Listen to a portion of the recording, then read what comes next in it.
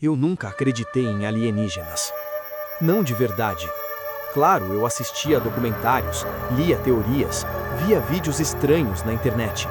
Mas no fundo eu sempre achava que havia uma explicação simples. Erro de câmera, experimento militar, alguém querendo atenção. Até a noite em que algo respondeu quando eu olhei para o céu. Tudo começou durante uma viagem que eu fiz sozinho para o interior. Eu precisava de silêncio. Trabalho, cidade, barulho constante, tudo estava me deixando exausto. Então aluguei uma pequena cabana nas montanhas, longe de tudo. Sem vizinhos, sem sinal de celular. Só árvores, vento e um céu absurdamente cheio de estrelas.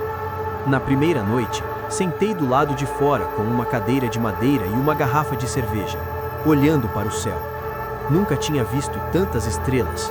Era bonito, mas também um pouco desconfortável.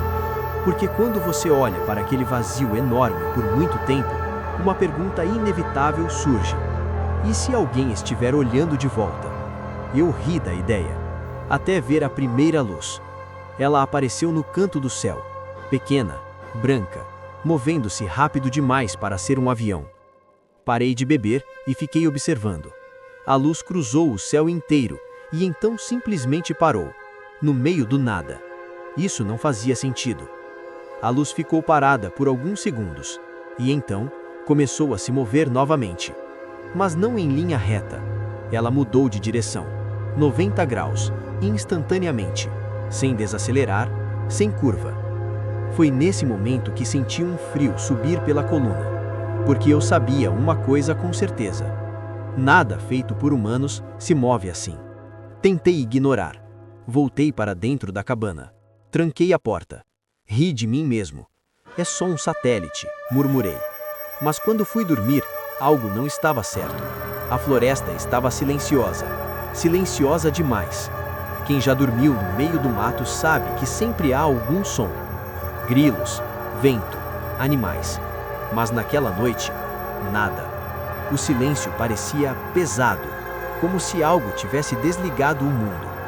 Foi quando ouvi um som, um zumbido, baixo, profundo, como eletricidade passando por cabos gigantes. Zmm. Sentei na cama. O som vinha de fora. Me aproximei da janela lentamente. Parte de mim não queria olhar, mas olhei e vi. Algo estava parado acima das árvores. Uma forma enorme, escura, triangular, sem luzes piscando, sem barulho de motor, apenas aquele zumbido constante. Minha mente tentou negar, tentar transformar aquilo em qualquer outra coisa. Mas eu sabia o que estava vendo. Uma nave. Fiquei congelado. O objeto pairava no ar, perfeitamente imóvel, grande demais para qualquer tecnologia que eu conhecesse. Devia ter uns 50 metros de largura, talvez mais. O zumbido aumentou, e então uma luz apareceu na parte de baixo da nave. Um feixe branco descendo lentamente em direção à floresta, iluminando as árvores. O ar parecia vibrar. Meu coração estava disparado. Parte de mim gritava para fugir. Outra parte queria ver mais. Então aconteceu algo que eu nunca vou esquecer.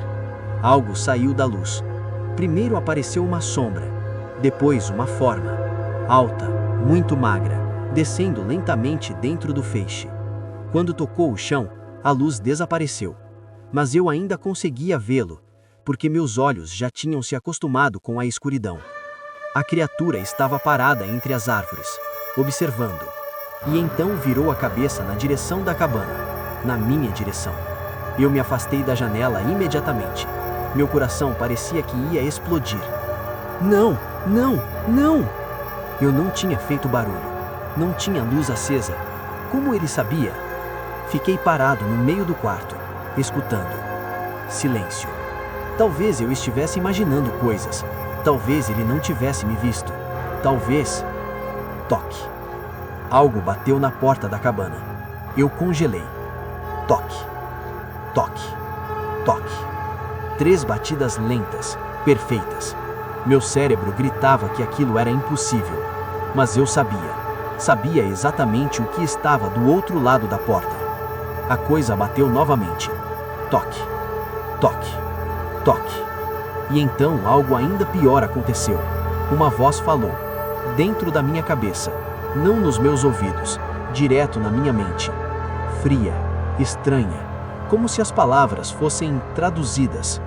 Abra. Meu estômago virou. Não, sussurrei. Silêncio. Então a voz voltou, mais forte. Sabemos que você está aí. Meu corpo inteiro tremia. Vão embora! A voz não respondeu por alguns segundos. Então disse algo que até hoje me dá arrepios. Você olhou para nós. A pressão dentro da minha cabeça aumentou. Agora nós podemos olhar para você. As batidas da porta começaram novamente. Toque, toque, toque. Mais fortes. A madeira rangia. Eu sabia que aquela porta não aguentaria muito tempo. Olhei pela janela novamente. A nave ainda estava lá. Mas agora havia mais luzes no chão da floresta. Mais feixes. Mais coisas descendo. Não era só um. E então percebi algo pior. Eles não estavam vindo só para a cabana. Eles estavam espalhados pela floresta. Como se estivessem procurando. A porta da cabana começou a vibrar. Algo do lado de fora estava tocando a madeira, arrascando, explorando. A voz voltou. Curiosidade é uma característica humana. Observamos isso por muito tempo. Eu tapei os ouvidos, mas não adiantava. A voz não vinha de fora. Ela estava dentro da minha cabeça. Agora queremos entender você. A porta estalou. A fechadura começou a ceder. Eu recuei até a parede.